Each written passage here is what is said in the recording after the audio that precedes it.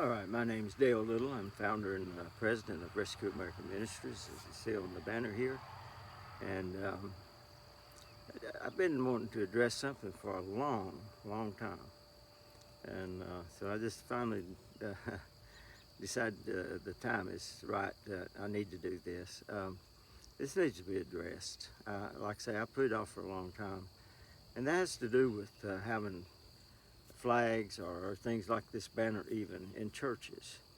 There's a group, well, I have, lack of a better term, they're modern day Judaizers that want us to live under the law, and everything's got to be so perfect, and you can't do this, you can't do that, and they're offended if you put a flag up in the and this, like I say, that battle's been going on for a long time, and I've just put it off. I stayed out of that debate, but like I say, I just feel like now's the time to address it, and I will. And it is a form of like a modern day Judaizers that demand that everything just be so um, to their view of things. And let me put it this way: if the flag offends you, and the saying is, well, that doesn't have anything to do with God. It's, well, it has everything to do with God. Look at our national anthem. Now, some have tried to take some of that out, but, you know, I mean, not our national anthem, but that too, but the Pledge of Allegiance to that flag. It's unto God. So just because it don't have God printed on the flag doesn't mean it doesn't have anything to do with God. Just the fact that we're celebrating our 250th anniversary as a nation, and that's what this banner is all about. Doesn't mean it has nothing to do with God. If you can't see, if anyone can't see, and that God had a hand in raising this nation up to where it is today, or where it has been, and where we're trying to take it back to. Some of us are.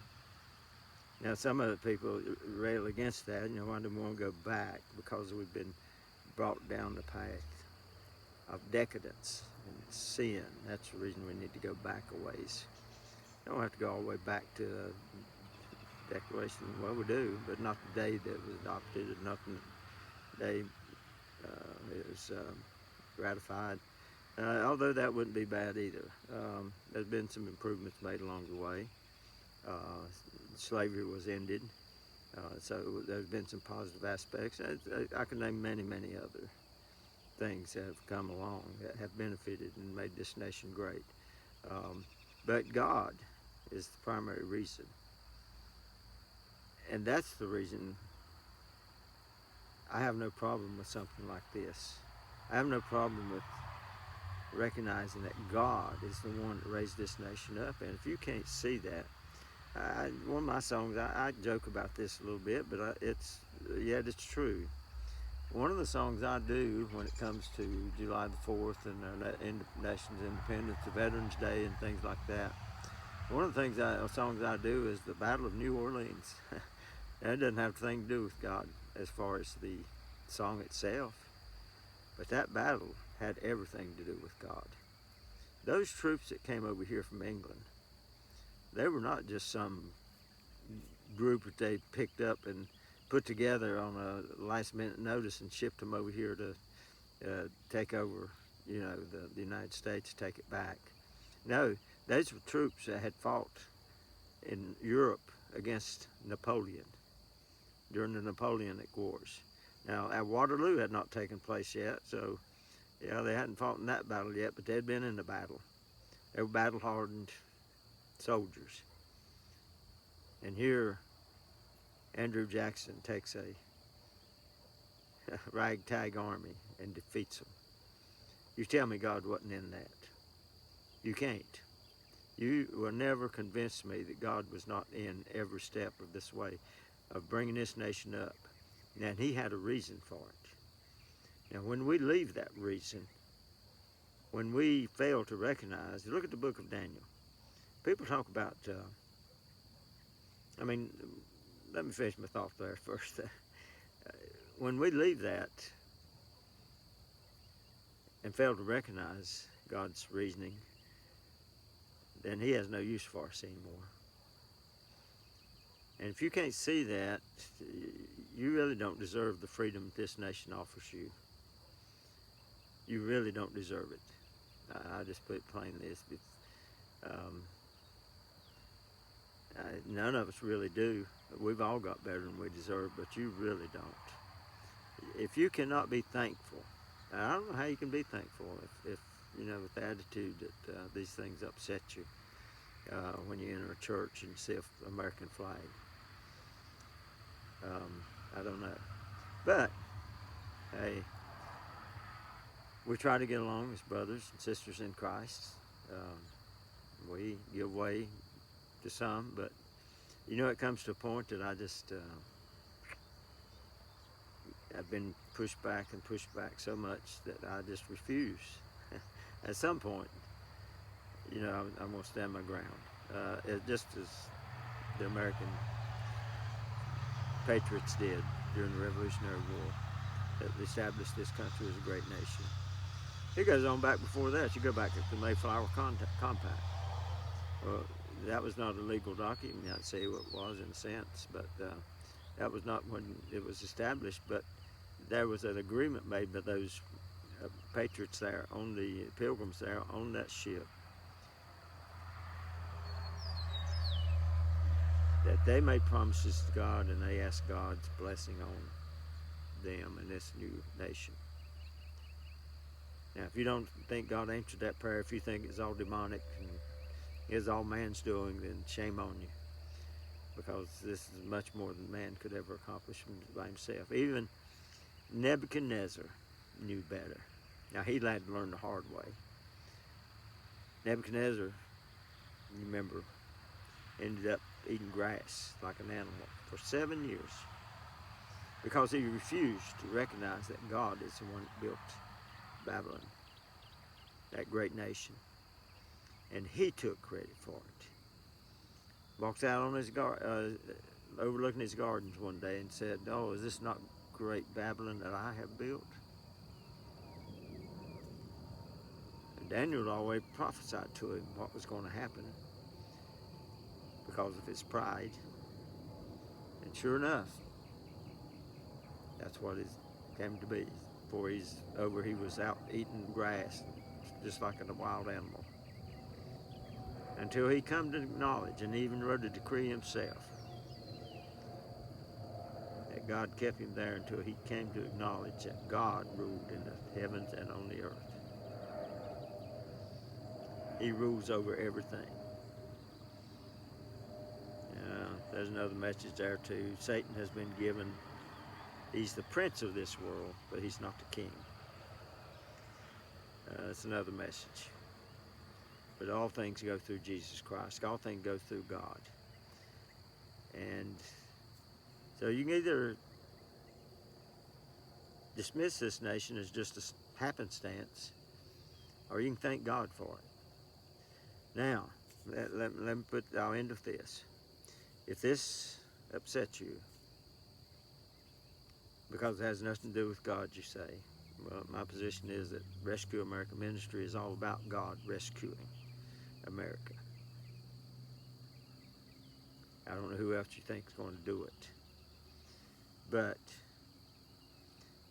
if this doesn't belong in church because it doesn't have God on it, then nothing should come out of your mouth before you go out the doors of your church, wherever you're at, whatever church you belong to. I'm not talking any specific. This is one of those cases, and I try to do as much of this like this as I can. If the shoe fits, wear it. If it don't, this is not for you. Okay? So don't get all upset and bent out of shape. If you if you think this might fit you, but it doesn't. If the shoe fits, wear it. If it don't worry about it. It's not for you. Because when I do these videos, I can get a half a dozen different people say, well, you're talking about me. And sometimes there is one catalyst that finally says, well, okay, it's time to do this. But that still doesn't make it personally about an individual. So I hope that's clear, and I mean that from the bottom of my heart. I really do. But if you're one of those that believe this way, and the American flag, I mean, most churches have an American flag in them. So this could be spoken to a lot of people. If that flag offends you because it's in the house of God, the place of worship, then nothing should come out of your mouth before you leave outside the doors of that church that has anything to do with anything else other than God.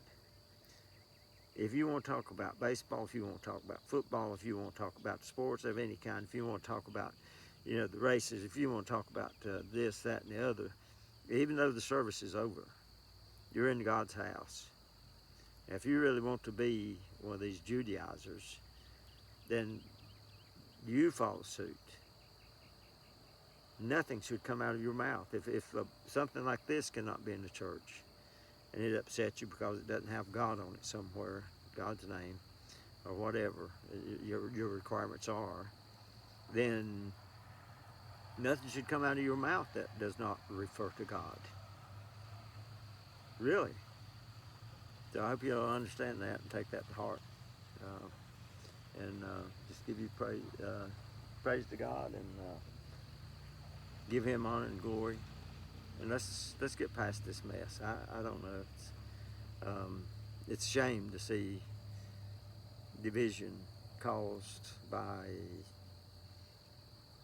something like this. That it just doesn't make sense to me. Now I'm sure if you're on the other side, it doesn't make sense to you what I'm saying. But you think about it and pray about it.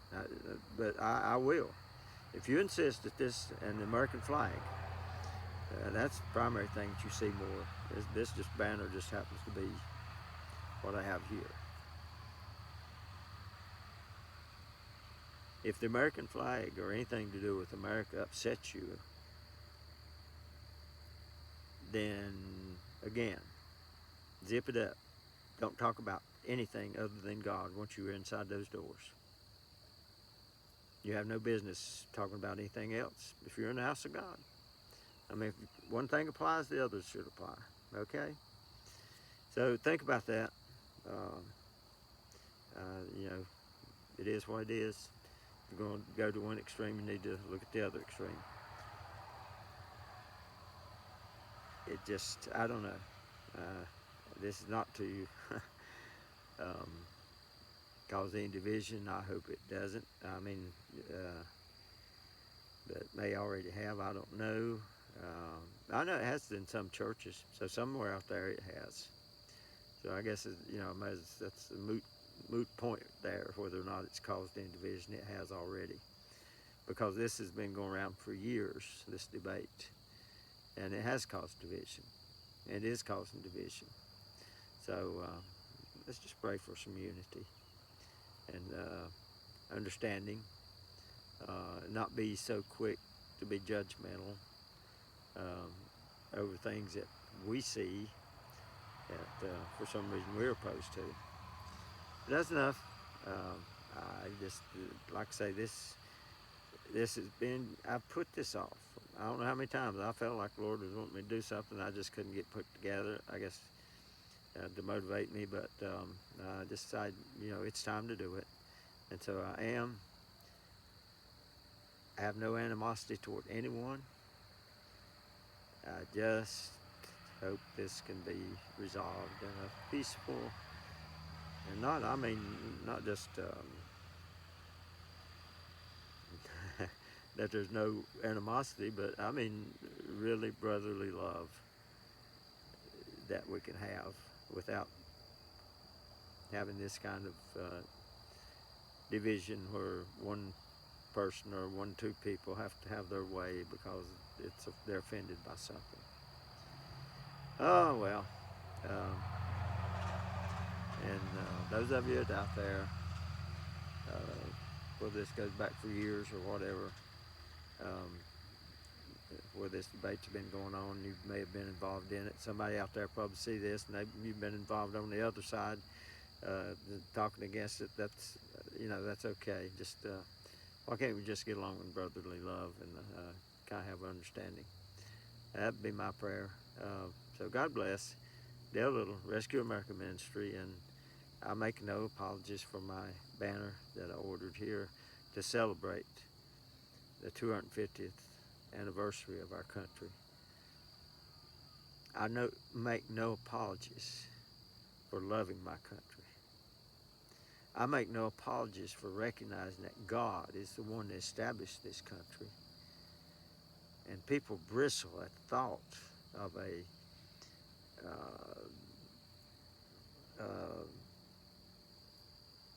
theocracy type of government being set up in this country. Listen, there were Christians on board from the very start. Now, people try to tell you that all these signers of the Declaration of Independence, about all of them were Unitarians, not real Christians. They believe that God just created things and then set the world off to spin, and he don't get involved in things. Well, that's not what, and people say that Ben Franklin was a Unitarian.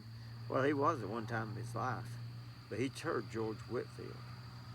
Now, whether Benjamin Franklin converted it full blown to Christianity or not, I don't know, but I do know he was influenced by George Whitefield. And I think he was no longer, at the time the Declaration was signed, he was no longer a Unitarian. Because the words that came out of his mouth about the Continental Congress, that he quoted from Daniel, what Nebuchadnezzar had quoted, that he had understood, that the more he understood and the longer he lived, the more he understood that God was in control. Those are not the words of a deist. No way, no shape, no form. So they can, tag somebody as being a deist that were early in their lives. And truth be known, if you're not a Christian, you don't understand this. But if you're a child of God, you should.